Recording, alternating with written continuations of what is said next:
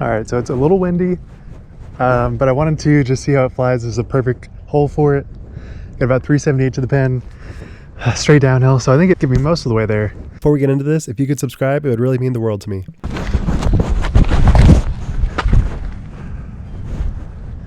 Flies very straight. Just a small amount of finish at the end. I was about 300, so not bad. And something that I find hilarious about this disc is that everyone was obsessed with it and then it seemed to just die off. So I'm kind of wondering, is it just kind of the trend nowadays to be obsessed with the newest disc, especially a Simon disc, for like a short period of time, then forget about it? Because so far in the reviews and what I'm throwing, it's basically just a Buzzz. So I think that was a great example of how this disc has just a lot of glide to it. I threw it on a very low line, just a little bit of wind, and it just carried for about 45 feet past the pin.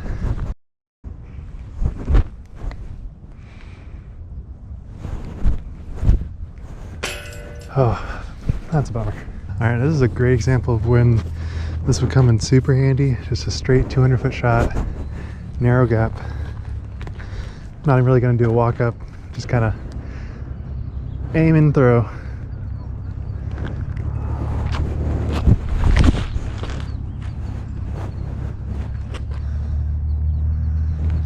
Yeah, it does have just a little bit of fade at the end that I don't expect it to.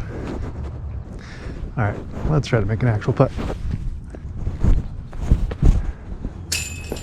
Oh, hitting chains, but nothing else. In so many videos, you just see people bang putt after putt. I think they're doing multiple takes, because I am certainly not the worst player, but there's no way I'm consistently hitting those putts every time.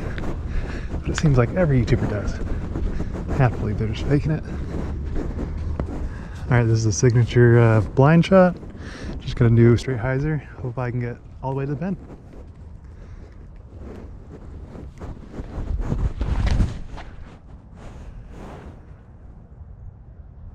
Oh, I thought that had a chance. Not quite. Yeah, it's crazy the amount of confidence you get after a tournament.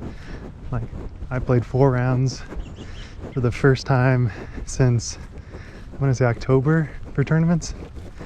I didn't play particularly well, average like 900 rated, but just seeing other people and really being forced to focus on your drives, you certainly get a lot better just being around people and being in that competitive mindset. Ooh. Still bogey free. All right, I was really interested to see how it does on a flip up forehand. This is the shot for it, so just need to get 200 feet of distance uphill. Pretty much straight hyzer.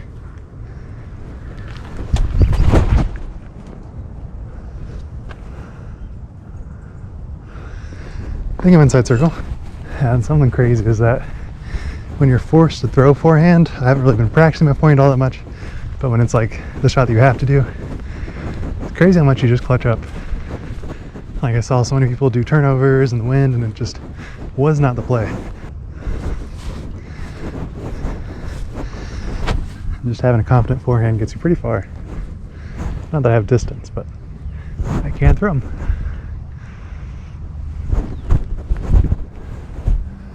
Oh my goodness.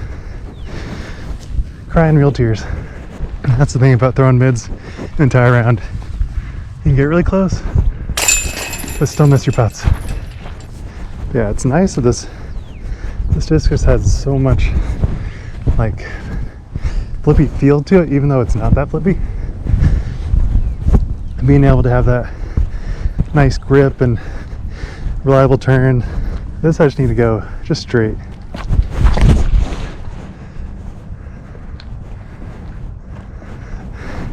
Undercooked it. I can definitely tell there's just like this fun atmosphere in the industry right now. I can just tell people are just so excited for any new disc golf content, me especially. And it's just sweet to be in that time frame where like the people that were fair weather fans kind of dipped, Now it's kind of just like people that are not diehard, but a lot more into it than the regular viewer of last year in 2021.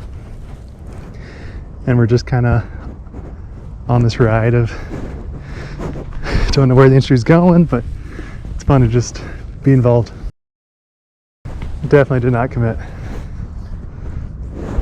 All right, this is definitely a turnover shot, or maybe a forehand. Either way, this disc can definitely get the distance. Now it's just a matter of executing. Get a nice turn. Oh, just barely went in that tree. About to go right to the basket. Yeah, my setup right now is pretty hilarious. I have a GoPro strapped to my chest, getting somewhat decent audio, I hope.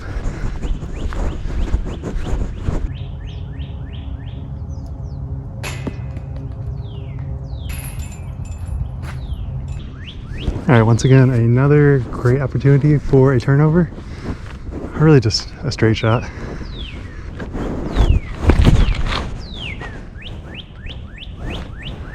And I did not hit first available, pretty much. Yeah, I definitely think this is one of those discs where it's a true example of just a mirror image of you as a player, and the disc doesn't actually have that much uniqueness to it. It kind of just goes where you throw it, point and shoot. And if you have good form, it'll go the right direction. If you don't, it'll show you what you're doing wrong.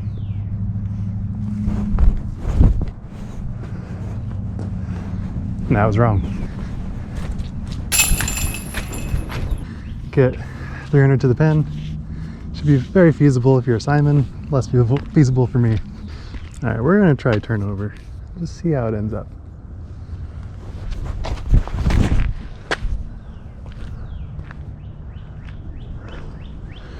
It wasn't bad, but it was 200 feet short. All right, now this was a shot I saw so many people getting near the basket or hitting metal. So obviously there's something I'm missing.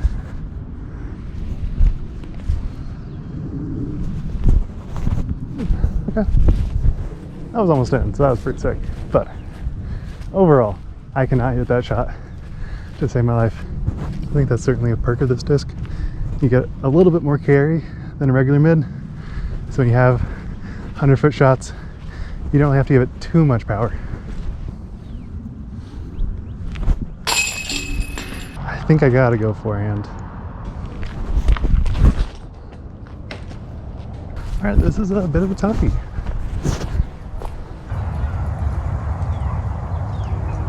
Made it out, but getting anything other than a bogey is gonna be a lot harder. All right, let's hit one. We got one and that's for today, right? Nope, not one in us right now.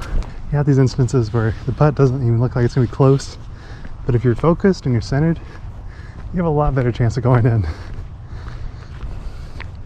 Which I feel like in casual rounds, you're kind of just like, oh, whatever, I'll just chuck it. Try to run it every time. But so often, it's much better just to focus on a smooth, reliable putt. All right, 240 downhill. We can certainly get close.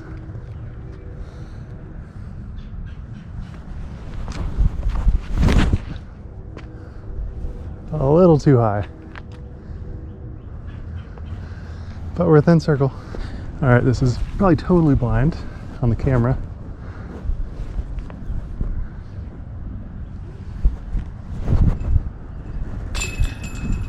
But I hit it, of course.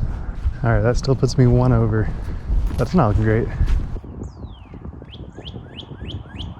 Too safe. Even that comebacker is going to be a rough one. So often on coverage, you see people miss putts and you're like, oh yeah, that's a gimme comebacker. But for me and my MA2 status, I would say this putt is not a gimme.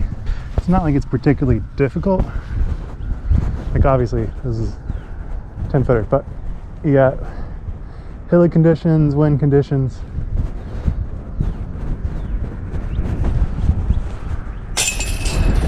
You just putt straight and confident it goes in, but so often that is impossible to throw confident.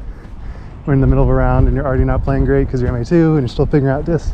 All right, now for some more blind shots. Sorry, there's not much I can do about the sun, but this is for Lizotte. We do what we can.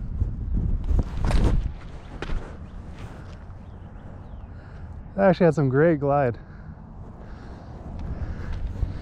Might be one of my better throws on this hole.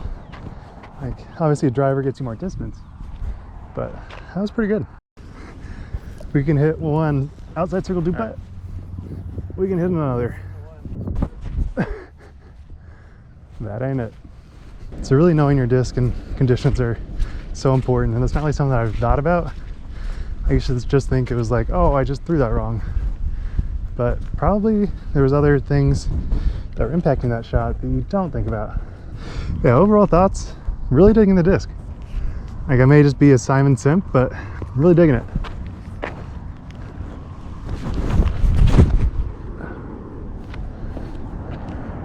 I just glided forever.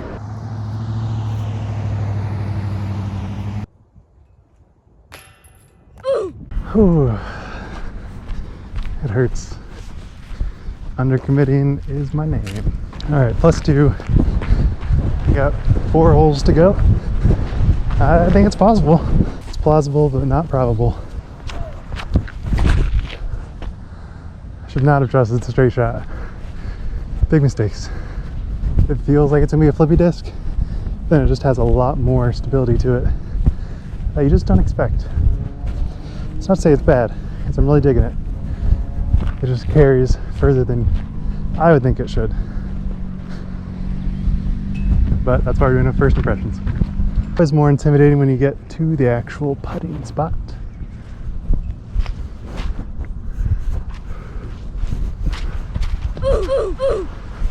Still 2 over, 3 holes to go. Another great time to do forehand or turnover, but a little bit too windy, so I'm gonna try turnover.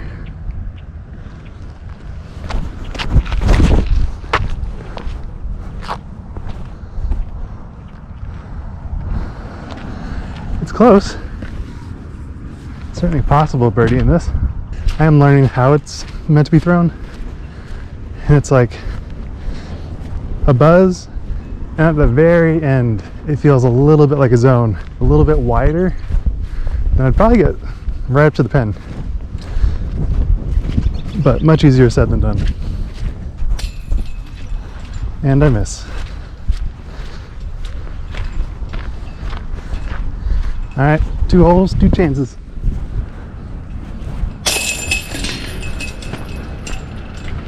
Actually, 1 chance. I gotta make both of these. All right, this is certainly the most hex-friendly hole that exists. So, I should birdie. Not a guarantee, but I should.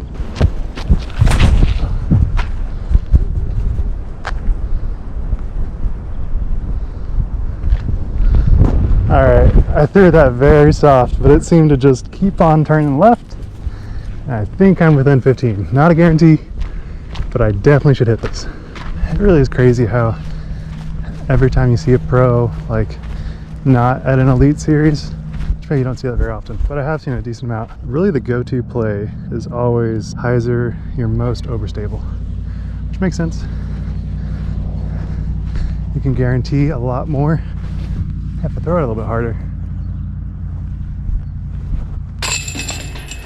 But you just know that the wind is not going to affect it all that much. I don't know if that's totally relevant to the shot I just did, but it feels relevant. There's so many times where I'm doing a shot and I'm kind of just hoping, throw it overstable, hard right, it'll come back right up to the pin.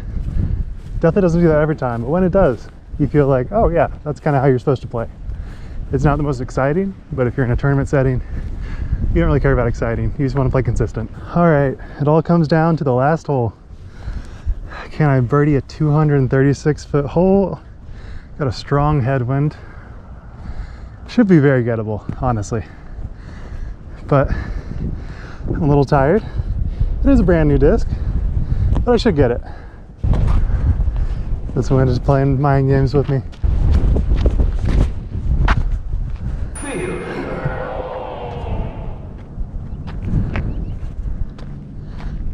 That's how you fail a challenge. Good stuff. Yeah, now I feel the wind. It was certainly a left to right, not a right to left. But you live and you learn.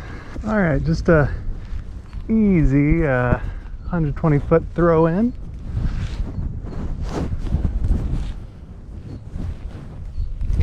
I'm certainly not Lizotte or Conrad, but that's okay. We're grinding. Let's go.